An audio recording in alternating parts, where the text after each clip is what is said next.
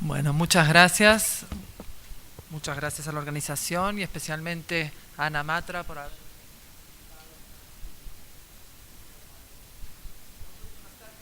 Voy a tratar de ser breve. ¿No se escucha aquí? Mejor. Ok. Bueno, voy a tratar de ser breve de manera que puedan luego hacer uso de la palabra el resto. Un poco la idea es tratar de demostrar la importancia de los sistemas judiciales, en este caso la erradicación del trabajo infantil.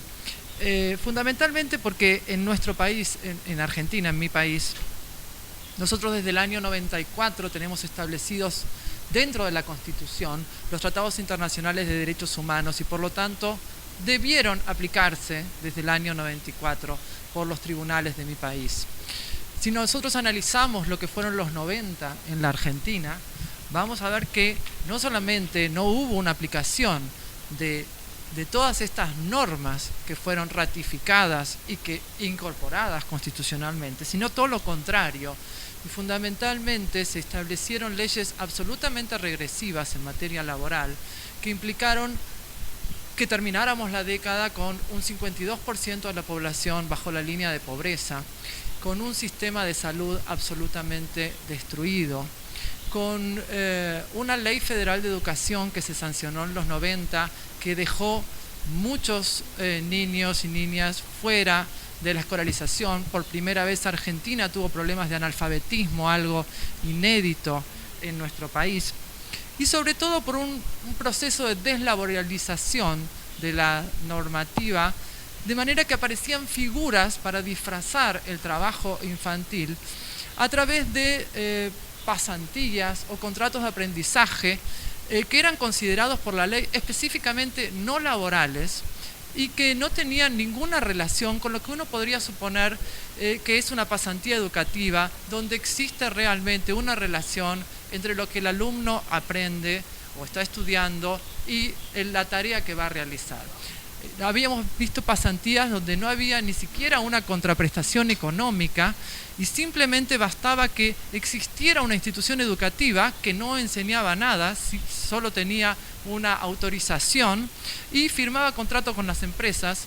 Y yo en una época era asesora sindical, hemos visto contratos de pasantía donde trabajadores, no trabajadores, chicos de 14 años se dedicaban a aprender los lineamientos de la reposición en una góndola. Es decir, estaban en un supermercado reponiendo y con esto tenían una jornada de hasta 8 horas y no percibían ningún tipo de remuneración, ni hablar de trabajo prohibido. Hablábamos de trabajo sin siquiera una contraprestación económica.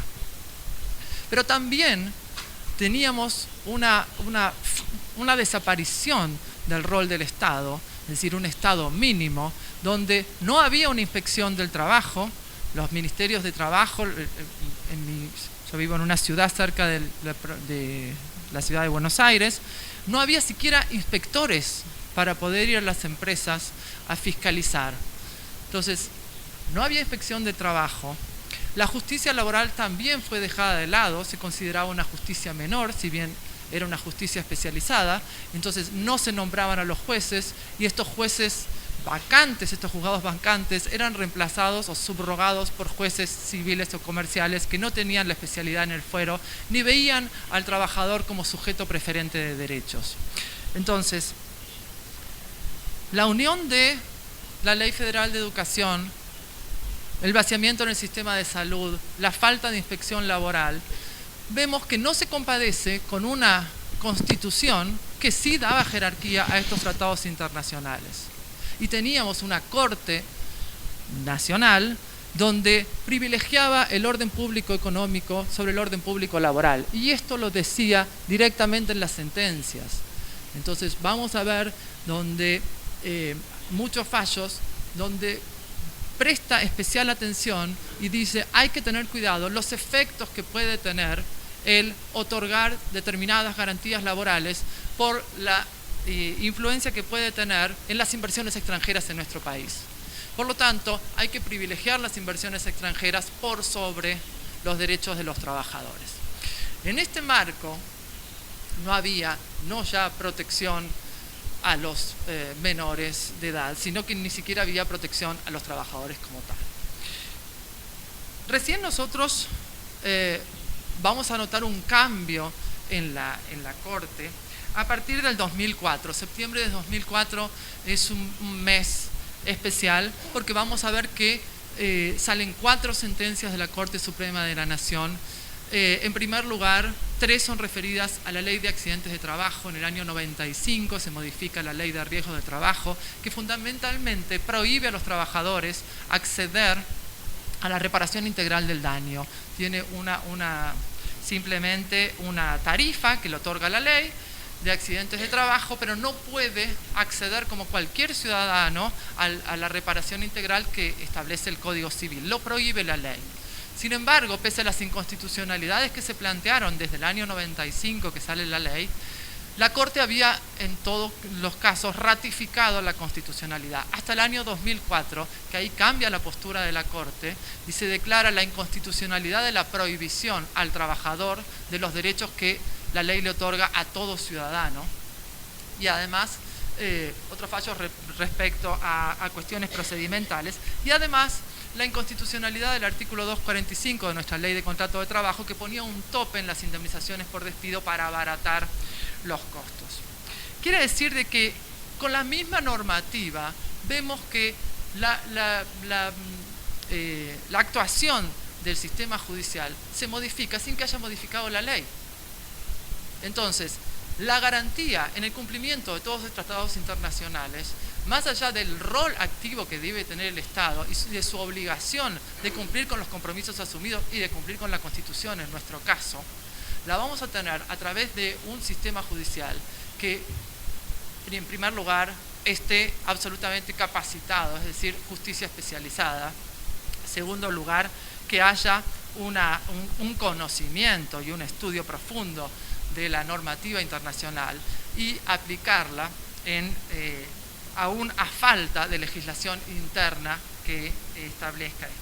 Por suerte, nosotros tuvimos no solamente una modificación de la jurisprudencia a partir del año 2004, sino que también hemos visto que se ha producido lo que llamamos la contrarreforma laboral y se ha modificado no solamente el rol del Estado, sino del resto de los poderes. Entonces, hoy podemos decir de que se están en mi país haciendo efectivos los derechos que tienen que ver, entre otros, con el tema que hoy nos ocupa, y a partir del año 2006 se lanza el Plan de Erradicación de Trabajo Infantil, pero conjuntamente con eso también sale la Ley 26.061 de Protección Integral de la Infancia, se modifica la Ley de Contrato de Trabajo y se vuelve al contrato de aprendizaje, pero con un contrato que tiene una contraprestación y con una ley que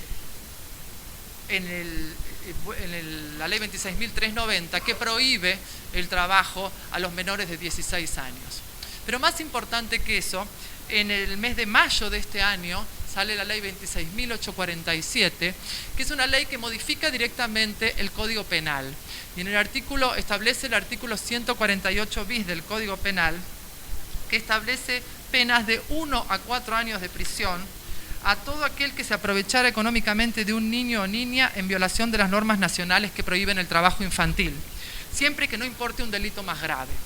Todavía no hemos visto sentencias, esta ley es de mayo de este año, que hayan aplicado esto, pero me parece que es importante las sanciones penales, que más allá de aquellas que tratan el tema específico de la prostitución o la trata de niños, acá simplemente con que haya un beneficio económico y se contraten menores de 16 años, automáticamente la ley establece penas de 1 a 4 años sin perjuicio que si hay otros delitos también. La inspección laboral ha tenido un cambio fundamental realmente a partir del año 2004 con el Plan de Erradicación de Trabajo en Negro. También se ha combatido el trabajo infantil y esto hay que reconocer que se ha hecho en conjunto con la Administración Federal de Ingresos Públicos y muchas veces sabemos, por lo menos en mi país, que la presión fiscal o el tener problemas con el fisco es mucho más efectivo que la simple inspección laboral.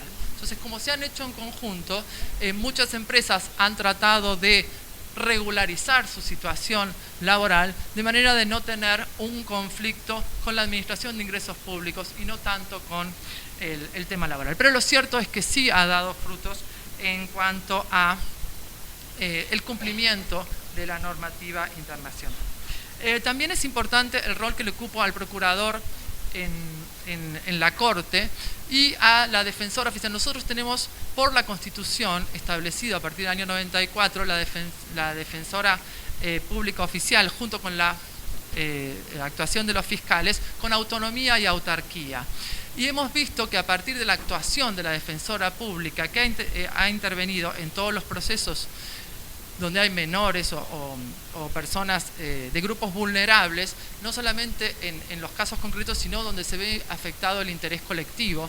Y hemos visto que han aceptado, a partir del 2007, la Corte, la actuación. Fundamentalmente hay un fallo muy importante contra 2 diarios de mi país, donde existían avisos clasificados que ofrecían servicios sexuales y con imágenes, y el fundamento por el que la defensora pública presenta esta acción colectiva tenía que ver en defensa de los niños que leen los diarios, pero de aquellos también víctimas de prostitución o de pedofilia. Y la Corte ha permitido la actuación de la defensora en defensa del interés general de los menores y ha ordenado el cese de las publicaciones a estos diarios.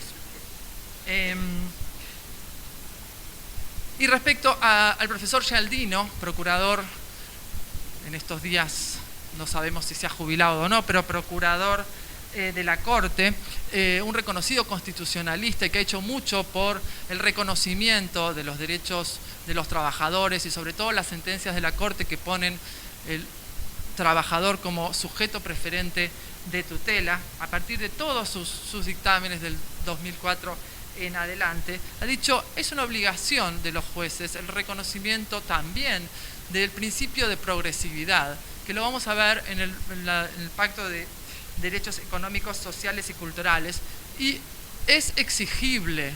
Y no basta que el Estado diga que no tiene presupuesto para cumplir, tiene que demostrar cuál es el presupuesto y en qué destina los fondos, porque son derechos fundamentales que tienen que ser en todo caso sostenidos. Por lo tanto, no basta la apreciación de que es un Estado que está en crisis o que es pobre, porque el ejemplo que él da es jamás se dejaría de lado un derecho político o un derecho civil, no se dejaría de hacer un proceso eleccionario porque no hay fondos. Por lo tanto, también tienen que justificar por qué no se cumplen con ciertas previsiones en materia de salud, protección al trabajo y acceso a la vivienda. Por eso creo que es importante, y no quiero extenderme más para dar paso a los que siguen, que en esta conferencia se haya tenido el tema, o por lo menos la participación de cómo los sistemas judiciales, porque creo que son los que en última instancia, más allá del rol que el Estado tenga, que puede ser un Estado activo, como en este momento existe en mi país, un Estado que trata o ha mejorado respecto a lo que teníamos en la década anterior, pero aún a falta de eso, la única garantía de cumplimiento de la normativa internacional y que vamos a poder lograr los objetivos establecidos en ellas es con un poder judicial fuerte, con conocimiento de la normativa internacional y que la aplique efectivamente. Muchas gracias.